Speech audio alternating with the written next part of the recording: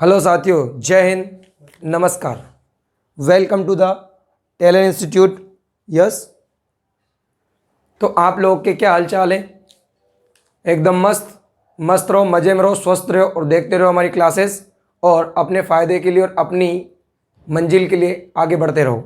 तो दोस्तों, आज मैं आप लोगों को बताने वाला हूँ कुछ ऐसी जानकारी जिससे थोड़े आपकी क्या आंखें खुले। देखो, वीडियो होता है आधे घंटे का, 1 घंटे का, परंतु सिचुएशन ये होती है कि बहुत से बच्चे वीडियो नहीं देखना पसंद करते या बहुत से क्लास पूरी नहीं देखते क्योंकि अंदर से मोटिवेट नहीं है, अपने आप को एनर्जेटिक नहीं बना रखा है। तो देखो, आप सब जो पढ़ रहे हैं तो पढ़ते कौन है? जिनकी पारिवारिक स्थिति कमज़ोर होती है या जिनको गवर्नमेंट जॉब की बहुत ही आवश्यकता होती है, वो छात्र पढ़ते हैं। तो अपने परिवार की स्थिति, अपने घर की स्थिति को देखो, किस प्रकार से वो अपने माता पिता अपन को आगे बढ़ा रहे हैं, पढ़ा रहे हैं, कैसे पैसा ला के दे रहे हैं, कैसे खर्चा कर रहे हैं, उस चीज़ को अपने जहन में रखो। और जब आप आगे बढ़ते हो तो अपने आसपास वाले लोग बहुत रोकने की कोशिश करते हैं, जैसे हमारे पड़ोसी। तो बहुत सौ के पड़ोसी ऐसे होते हैं जो आगे नहीं बढ़ने देते या सोचते हैं कि नहीं यार, ये आगे बढ़ जाएगा तो इसका नाम हो जाएगा, अपना नाम डूब जाएगा। तो जो पड़ोसी आपकी हार में खुशी मनाता है ना, उस पड़ोसी को आपको जवाब देना है तो आपको मेहनत करना पड़ेगा और अपने पिताजी का नाम रोशन करना पड़ेगा। इतनी बार अपने जहन में याद रखना कि पड़ोसी को ज़रूर जवाब देना है जो अपने ऊपर जलता है, अपनी कमजोरियों, अपनी असफलताओं में मज़े लेता है। तो उस चीज़ को आपको ध्यान देना है और आज से अपने आप को एनर्जेटिक रखना है। हर चीज़ के लिए अपन स्ट्रॉन्ग रहेंगे, तभी अपन अपनी मंजिल को प्राप्त कर पाएंगे, तभी अपने गवर्नमेंट जॉब प्राप्त कर पाएंगे।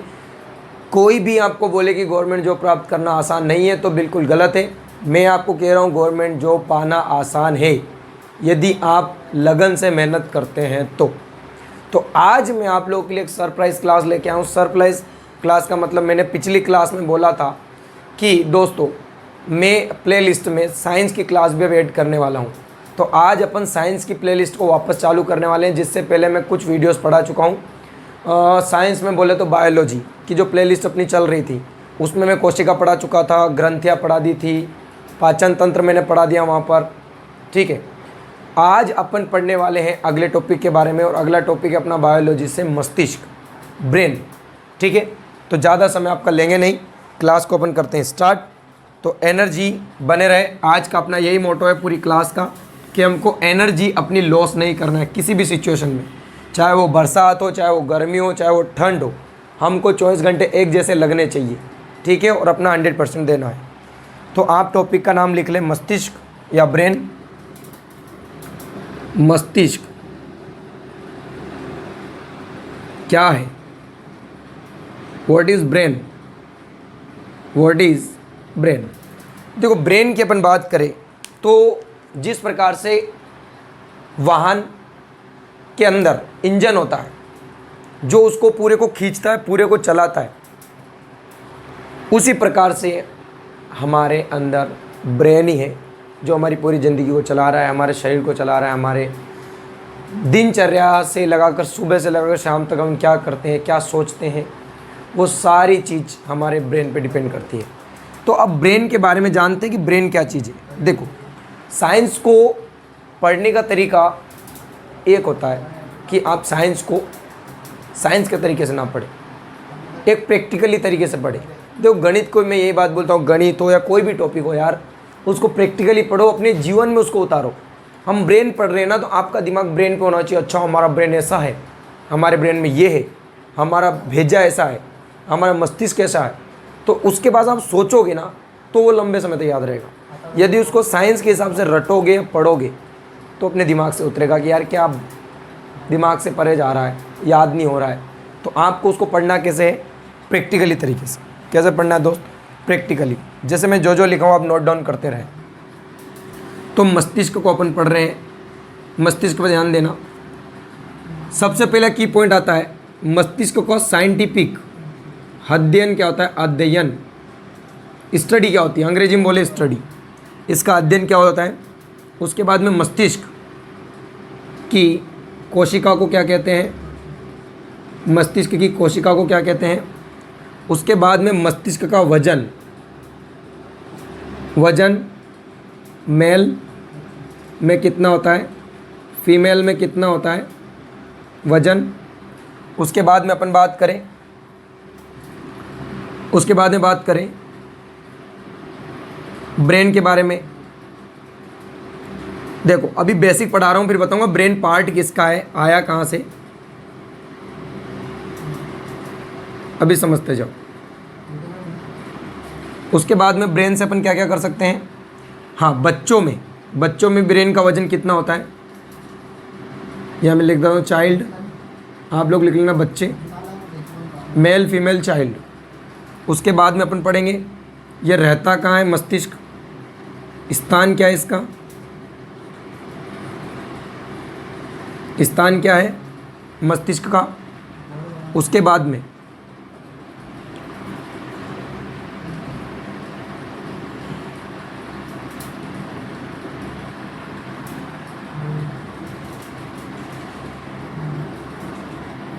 और अपन जाने तो विकसित टॉपिक से भी आपको पूछेगा कि विकसित से मतलब क्या है, किसका ब्रेन विकसित है किसका नहीं है। उसके बाद में अगला आ रहा है ब्रेन से आप बल्ब जला सकते हो, क्या जला सकते हो, बल्ब, कितने वोल्ट का वो भी बता रहा हूँ या कितने वोल्टेज का। चलो उसके बाद में दिमाग कौन सा अंग है, आपका जो मस्तिष्क है वो कौन सा अंग है, ठीक है। उसके बाद में एक फैक्ट है, फैक्ट क्या है, अपन कितना मस्तिष्क काम में लेते हैं, हमारे मस्तिष्क में कितने न्यूरॉन्स होते हैं, ठीक है। उसके बाद में हमारा मस्तिष्क जो है 25 से 26 वर्ष की अवस्था में क्या करता है, अभी देखते जाओ, इनके सबके उत्तर मिलेंगे आपको। उसके बाद में अपन देखें, उसके बाद में मस्तिष्क में क्या भरा होता है, भरा होता है जिस प्रकार से मैं लिखूँ ना वैसे लिखो, यही याद करोगे आप, क्लास में ही याद हो जाएगा सारा का सारा। एक दिन में मस्तिष्क के अंदर एक दिन में कितने थॉट या कितनी सोच बनती है, सोच बनती है, कितनी सोच बनती है। उसके बाद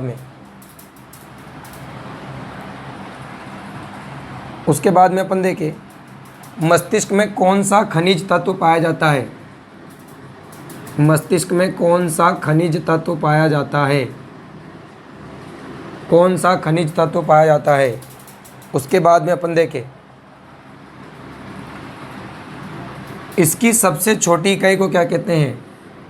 अब देखो ये प्रश्न घुमा घुमा के आता है, छोटी इकाई, इसकी सबसे छोटी इकाई को क्या कहते हैं।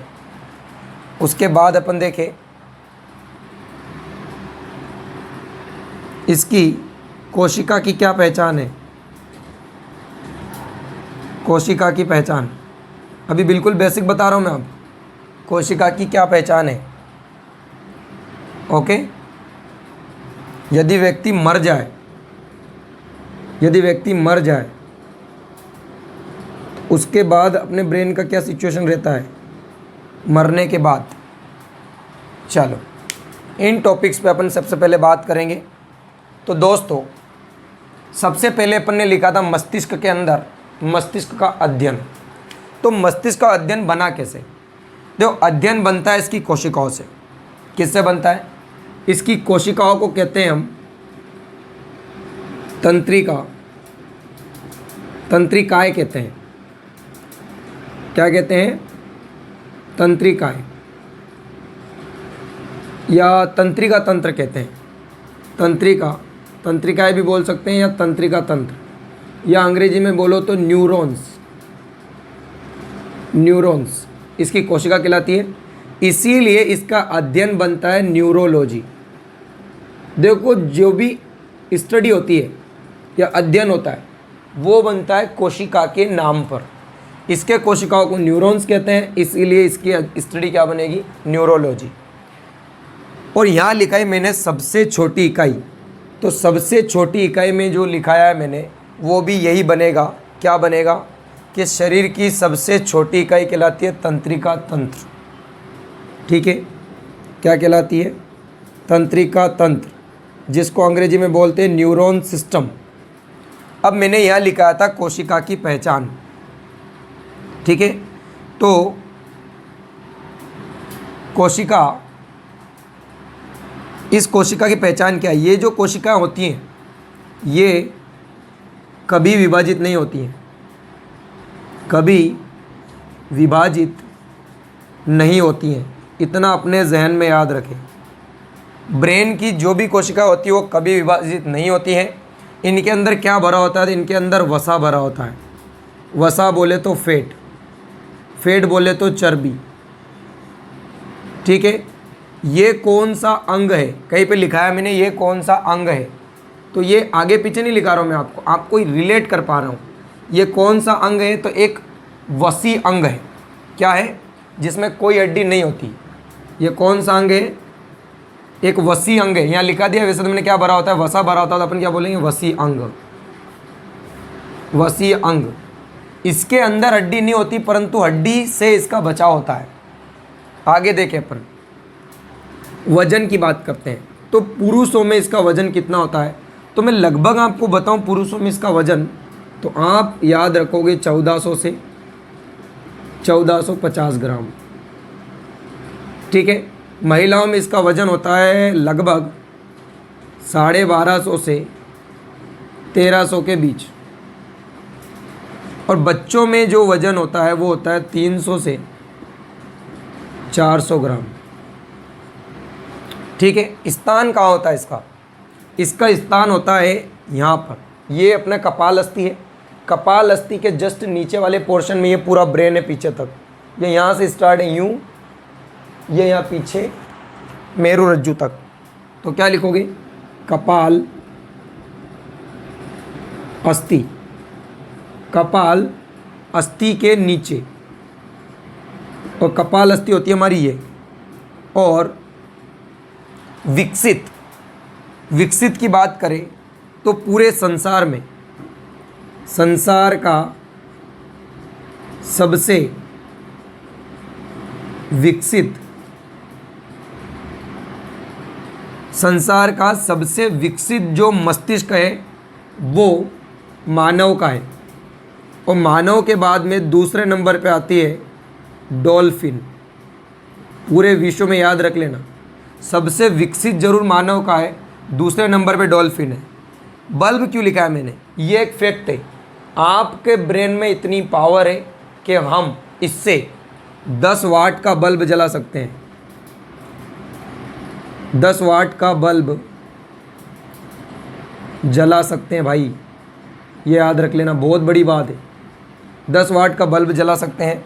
उसके बाद अपन चले, एक दिन में कितनी सोच बनती है, तो एक दिन में हमारे दिमाग में 70,000 थॉट बनते हैं। और थॉट का मतलब ही होता है सोच।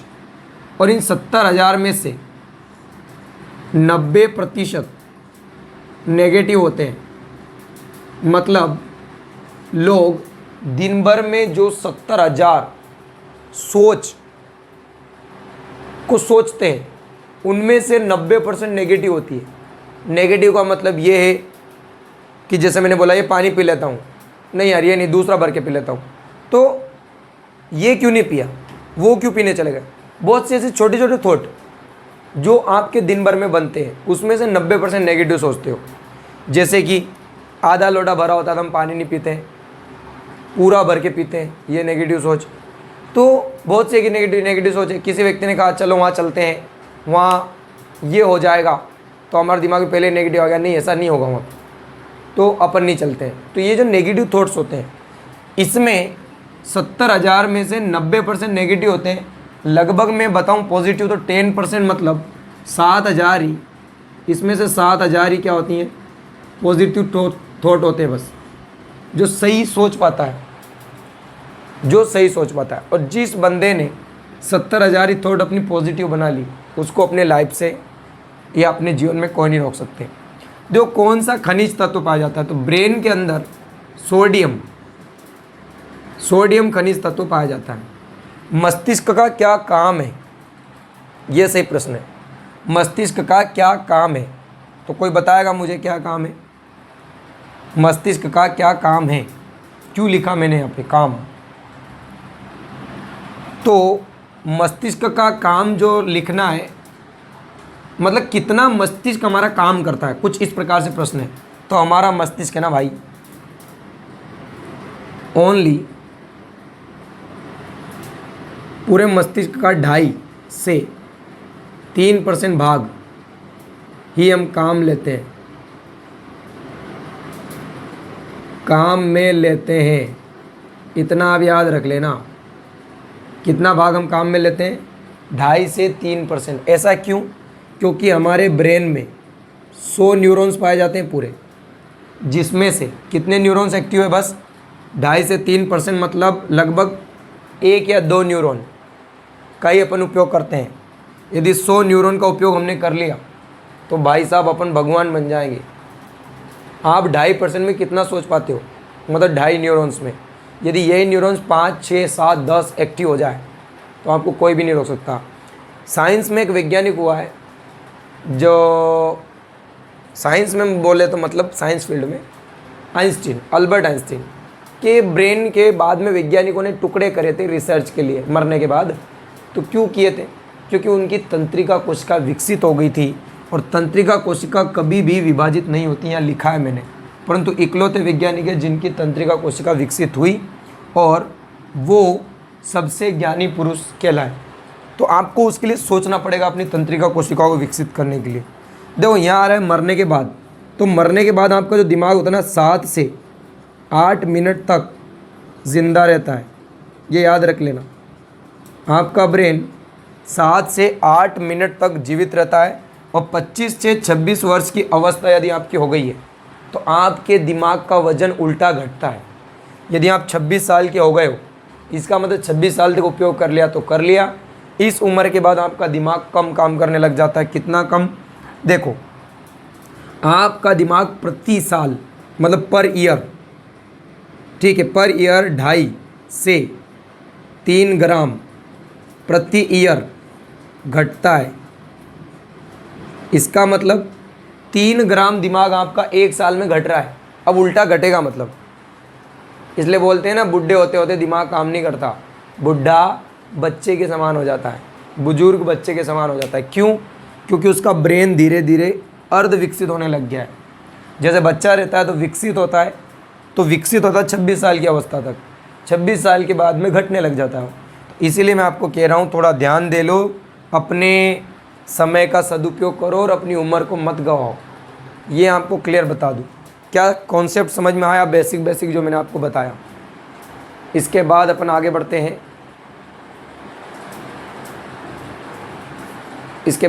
बढ़ते हैं। देखो और चीज़ सीखते हैं। इससे पहले इसका रिवाइंड करके फिर अपन आगे बढ़ते हैं। देखो एक बार देखना आप सब साथी, क्या क्या अपन ने पढ़ा। मस्तिष्क के बारे में अपन ने पढ़ा। तो मस्तिष्क का अध्ययन क्या कहलाता है? न्यूरोलॉजी। कैसे याद करेंगे? क्योंकि सर ये न्यूरॉन से बना है, और न्यूरॉन्स किसको बोलते हैं? तंत्रिका तंत्र को। और तंत्रिका तंत्र क्या है? इसकी कोशिका। और यही तंत्रिका तंत्र में यहाँ क्या लिखा है कि ये कोशिका कभी विभाजित नहीं होती है। याद रख लेना, ये कोशिका कभी विभाजित नहीं होती है। पूरे शरीर की इकलौती कोशिका जो विभाजित नहीं होती, विभाजित होकर नई कोशिका नहीं बनाती। नहीं तो प्रत्येक कोशिका का क्या रूल है कि अपने आप को डिवाइड करके नई कोशिका बनाना। उसके बाद में मरने के बाद 7 से 8 दिन तक हमारा दिमाग जिंदा रहता है, और सबसे छोटी इकाई भी हमारे शरीर की तंत्रिका तंत्र ही है। हाँ, तंत्रिका तंत्र के बारे में बोले तो एक और चीज़ लिख लेना आप, यह शरीर की सबसे लंबी कोशिका है। शरीर की सबसे लंबी कोशिका। बड़ी कोशिका पूछे तो मैं आपको बताऊंगा, और मैं लिखा चुका हूँ शायद कोशिका वाले टॉपिक में। सबसे बड़ी कोशिका यकृत है, सबसे लंबी कोशिका हमारे तंत्रिका तंत्र है, ठीक है, और ये सबसे छोटी इकाई भी है, याद रखना। मैंने क्या बोला, 25 से 26 साल की अवस्था में कितना हमारा घटता है दिमाग, तो 2.5 से 3 ग्राम घटता है भाई। न्यूरॉन्स की बात करें अपन तो कितने न्यूरॉन्स है अपने दिमाग में, 100, और हम यूज़ कितना करते हैं बस 2.5 से 3% ही हम दिमाग का काम लेते हैं। हमारा जो ये मस्तिष्क है, कौन सा अंग है, वसी अम्ल। वसी अम्ल मतलब इसमें क्या भरा हुआ है, वसा भरा हुआ है। कौन सा तत्व पाया जाता है ब्रेन में, सोडियम पाया जाता है। पुरुषों के दिमाग का वजन होता है 1400 से 1450 ग्राम के बीच, कोई सा भी ऑप्शन हो आप लगा सकते हो, 1400 से 1450, और महिलाओं का होता है 1250 से 1300 या 1350, और बच्चों का होता है 300 से 400 ग्राम। इतना आप याद रखें। उसके बाद में कपाल अस्थि के नीचे ही हमारा क्या बसा होता है, हमारा दिमाग। और एक दिन में हमारे दिमाग में थॉट बनते हैं 70,000, जिसमें से 90% हम नेगेटिव सोचते हैं, 7,000 पॉजिटिव थॉट होते हैं। उसके बाद में हम कितना वाट का बल्ब जला सकते हैं, 10 वाट का। सबसे विकसित दिमाग हमारा है पूरे संसार में, सबसे बड़े बुद्धिजीवी प्राणियों इस संसार के आप, जिसलिए आपको होमो सैपियंस कहा जाता है। उसके बाद सेकेंड नंबर पे आती है डॉल्फिन। इसीलिए आपने देखा होगा बड़े बड़े स्विमिंग पूल्स में इसका उपयोग खेल के रूप में करते हैं। ये खेलती है, ठीक है, ये बहुत समझती है। तो आगे बढ़ते हैं, ये था अभी तो बेसिक स्ट्रक्चर। अब अपन आगे बढ़ते हैं ब्रेन के अंदर। इतना आपको समझ में आया होगा। चलो अब मैं थोड़ा आपको समझा देता हूँ कि हमारा जो ब्रेन है वो किस ऑर्गन का पार्ट है, किस ऑर्गन का पार्ट है। सबसे पहले वो चीज़ आप समझो। देखो हमारा जो ब्रेन है ना दोस्त, वो 3 पार्टीशन में बटा हुआ है। कितने पार्टीशन में, 3 पार्टीशन में। वो अपन समझते हैं 3 पार्टीशन कौन कौन से। देखो ब्रेन का जो मेन पॉइंट है तंत्रिका तंत्र, इसी से हमारा ब्रेन बना हुआ है। तो तंत्रिका तंत्र से हमारा ब्रेन बना हुआ, और ब्रेन बना हुआ है 3 पार्टीशन में। 3 पार्टीशन कौन सा, एक होता है केंद्रीय तंत्रिका तंत्र, एक होता है हमारा सेकेंड परिधीय तंत्रिका तंत्र, परिधीय तंत्रिका तंत्र, और एक होता है हमारा स्वायत्त तंत्रिका तंत्र। अब अपने लिए इम्पोर्टेंट क्या है, अपने लिए इम्पोर्टेंट है बस केंद्रीय तंत्रिका तंत्र। इसको अपन को पढ़ना है, जो एग्ज़ाम में पूछा जाता है। देखो केंद्रीय तंत्रिका तंत्र भी हमारा 2 भागों में बटा हुआ है। एक हमारा मस्तिष्क जो अभी अपन पढ़ रहे थे, और एक हमारा मेरु रज्जु। उसके बाद हम पढ़ेंगे मस्तिष्क, और मस्तिष्क भी पार्टीशंस में बटा हुआ है। चलो मस्तिष्क भी पार्टीशंस में बटा हुआ है। इसके पार्टीशन में आपको बता देता हूँ मैं। देखो मस्तिष्क के पार्टीशन देखते हैं अपन, ये पूरा स्ट्रक्चर यही समझ लो आप। अपन बस पढ़ेंगे किसको, मस्तिष्क और मेरु रज्जु को, और मेन पढ़ना है केंद्रीय तंत्रिका तंत्र को। तो सर ये समझाओ। देखो मस्तिष्क बटा हुआ है हमारा 3 पार्टीशन में। एक है हमारा अग्र मस्तिष्क, एक है हमारा मध्य मस्तिष्क, ठीक है, और ये होता है हमारा पश्चिम मस्तिष्क। देखो ये कहलाता है हमारा फोर ब्रेन, ये कहलाता है मिड ब्रेन, ये कहलाता है हमारा and brain. Four mid and अंग्रेजी में। अब और भी अपन देखें तो इनके भी पार्टीशंस हैं। अग्र मस्तिष्क बटा हुआ है हमारा 3 भागों में। कौन कौन सा, थैलेमस, हाइपोथैलेमस, और लास्ट है हमारा जो इसका बड़ा वाला पार्टीशन है वो है प्रमस्तिष्क या सेरिब्रम। उसके बाद में अपन बात करें मध्य मस्तिष्क अपने आप में सिंगल है। पश्चिम मस्तिष्क भी 3 पार्टीशन में बटा हुआ है। कौन कौन से 3 पार्टीशन सर, एक है हमारा पोन्स वेरोलाई, एक है medulla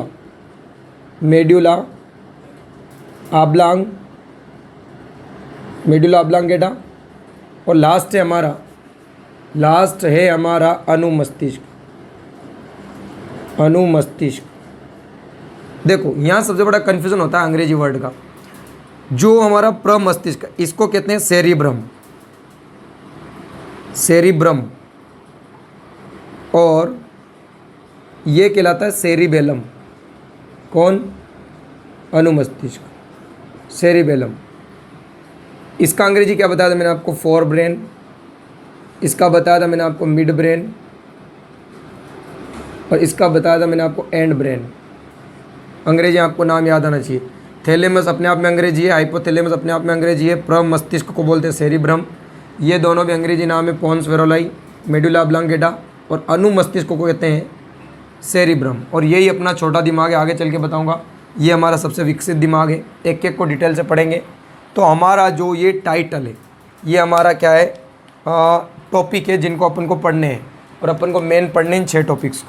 thalamus, hypothalamus, प्रमस्तिष्क, पोन्स वेरोलाई, medulla oblongata, अनुमस्तिष्क, और एक पढ़ेंगे मध्य मस्तिष्क को, और एक पढ़ेंगे मेरुरज्जु को। तो ये हमारे कितने टॉपिक हो रहे हैं? 4 और 4, 8 टॉपिक को अपन को पढ़ना है। ठीक है, इससे पहले मैं आपको बेसिक समझा चुका हूँ। सबसे पहले अपन पढ़ेंगे पीछे साइड से। पीछे साइड से मतलब अभी बताता हूँ किधर से। 1-2 लाइनें और रह गई है बेसिक। चलो ये भी हटा देता हूँ मैं, यहाँ आप नोट डाउन कर लेना। ये हमारा क्या है? ये हमारा है रूपरेखा जो हमको पढ़ना है। और कौन किसका भाग होता है आप समझ ही गए हो। तंत्रिका तंत्र से पूरा मस्तिष्क बना हुआ है। तंत्रिका तंत्र 3 भागों में बटा हुआ है, केंद्रीय तंत्रिका तंत्र, परिधीय तंत्रिका तंत्र और स्वायत्त। अपन को पढ़ना है केंद्रीय, और केंद्रीय बटा हुआ है 2 भागों में, एक हमारा मस्तिष्क, एक मेरुरज्जु। मस्तिष्क बटा हुआ है 3 में। कौन कौन सा? अग्र, मध्य और पश्च। अग्र बटा हुआ है 3 में, और पश्च बटा हुआ है 3 में, और मध्य अपने आप में सिंगल है। ठीक है दोस्त, अब अपन सबसे पहले देखें। तो क्या ज़्यादा बड़ा हो रहा है क्या वीडियो? तो दोस्तों इस का अभी लास्ट बेसिक और हम क्लियर कर लेते हैं। टॉपिक वाइज अपन पढ़ेंगे अगले क्लास में। बेसिक में अपना क्या छूट गया है? मैंने आपको बोला था ना, जो इसकी कोशिका होती है, जो मैंने लिखा है इसकी कोशिका, इसका सबसे बड़ा कन्फ्यूज़न पॉइंट आता है। उसके बाद में ये हमारे शरीर में क्या कार्य, क्या इसका मस्तिष्क का, सॉरी मस्तिष्क का कार्य तो मैं आपको आगे बताऊंगा। मस्तिष्क की रक्षा कौन करता है? मस्तिष्क की रक्षा कौन करता है? उसके बाद में मस्तिष्क में एक झिल्ली पाई जाती है जिसके बारे में अपन पढ़ेंगे। ठीक है, झिल्ली, ये चीज़ें और अपन पढ़ते हैं। देखो कोशिका के बारे में क्या बता रहा हूँ मैं, ये इंपॉर्टेंट टॉपिक है। जो भाई तंत्रिका तंत्र होती है ना, तंत्रिका तंत्र, ये आपस में विभाजित होकर नई कोशिका नहीं बनाती है।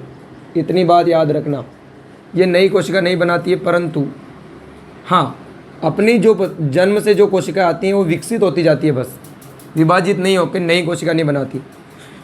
रक्षा, हमारी रक्षा कौन करता है इसके अंदर? ब्रेन की रक्षा। तो ब्रेन की रक्षा देखो करने का काम कपाल अस्थि करती है, जो कहाँ होती है? ऊपर साइड होती है कपाल अस्थि, और ये बनी होती है 8 हड्डियों से। कितनी हड्डियों से? 8 हड्डियों से बनी होती है ये कपाल अस्थि। उसके बाद में एक झिल्ली पाई जाती है जो भी हमारी रक्षा करती है। झिल्ली भी रक्षा करने का काम करती है, वो है हमारी मेनिनजिस झिल्ली। मेनिनजिस झिल्ली, और मेनिनजिस झिल्ली के बारे में जाने तो ये कपाल अस्थि के जस्ट नीचे एक जालीनुमा संरचना होती है, ये पाई जाती है। यदि मेनिनजिस झिल्ली की बात करें तो यदि कोई वायरस या जीवाणु इंटर करते हैं तो ये इन्फेक्टेड होती है भाई। वायरस व जीवाणु द्वारा प्रभावित होती हैं। यदि ये ज़्यादा इफेक्टेड हो जाए तो इसके डैमेज से एक रोग हो सकता है आपको, और वो रोग कहलाएगा दोस्त कौन सा? मेनिनजाइटिस रोग। और इस रोग का मतलब है, ये रोग आपको यदि होता है तो या तो आपकी सीधे होगी मौत, या आप जाओगे कोमा में। तो 2 चीज़ याद रखना, या तो आपकी मौत होगी या आप कोमा में जाओगे। किससे? मेनिनजाइटिस रोग से। और मेनिनजाइटिस रोग होता है किससे? मेनिनजिस झिल्ली प्रभावित होने से। और मेनिनजिस झिल्ली प्रभावित कैसे हो सकती है? यदि वहाँ पे कोई वायरस या जीवाणु पहुँच गया हो तो। उसके बाद में अपन बात करें इसकी रक्षा कौन करती है? कपाल अस्थियाँ करती हैं, जो ये रही। और कपाल अस्थियाँ बनी होती है 8 हड्डियों से। कितनी हड्डियों से? 8 हड्डियों से। और कोशिका, इसकी कोशिका कभी विभाजित नहीं होती हैं। इसकी कोशिका को क्या कहते हैं? तंत्रिका तंत्र या न्यूरॉन सिस्टम कहेंगे, जो कभी विभाजित नहीं होती हैं। किसकी विभाजित हुई थी? तो वो थे आइंस्टीन साहब, जिसकी विभाजित हुई थी। ये इतना भी आपको बेसिक नॉलेज होना चाहिए। ये थी हमारी तंत्रिका तंत्र। ये शरीर की सबसे छोटी क्या है? देखो, सबसे छोटी तो इकाई माना जाता है, परंतु ये सबसे लंबी कोशिका है। कोशिकाओं में अपन काउंट करें तो लंबाई सबसे ज़्यादा होती है इसकी, ठीक है। कौन सी? तंत्रिका तंत्र की। और बड़ी कोशिका पूछे शरीर की तो यकृत लिखा रखा है मैंने आपको यहाँ पे। अभी इसका बेसिक कंप्लीट होता है। टॉपिक वाइज का मतलब जैसे पोन्स वेरोलाई क्या है, मेडुला ऑब्लांगेटा क्या है, मिड ब्रेन क्या है, सेरिब्रम क्या है, सेरिबेलम क्या है, थैलेमस क्या है, हाइपोथैलेमस क्या है, ये पूरा टॉपिक वाइज अपन पढ़ेंगे अगली क्लास में, ठीक है। क्योंकि ज़्यादा वीडियो में बड़े नहीं बना सकता, मोबाइल की स्पेस भी नहीं है, अभी मेरे पास लैपटॉप भी नहीं है। जो भी कार्य मैं कर रहा हूँ मोबाइल से कर रहा हूँ। तो हमारी मेहनत के लिए आपका लाइक, शेयर और कमेंट बनता है। यदि आपको अच्छी तरीके से पढ़ाया जा रहा है, पूरी जान लगाई जा रही है, ठीक है दोस्त। ज़्यादा मैं बोलूँगा नहीं, वीडियो बड़ा होगा। इसी के साथ आप स्वस्थ रहे, स्वच्छता बनाए रखें और गाड़ी धीरे चलाएं। इसी के साथ जय हिंद, जय भारत।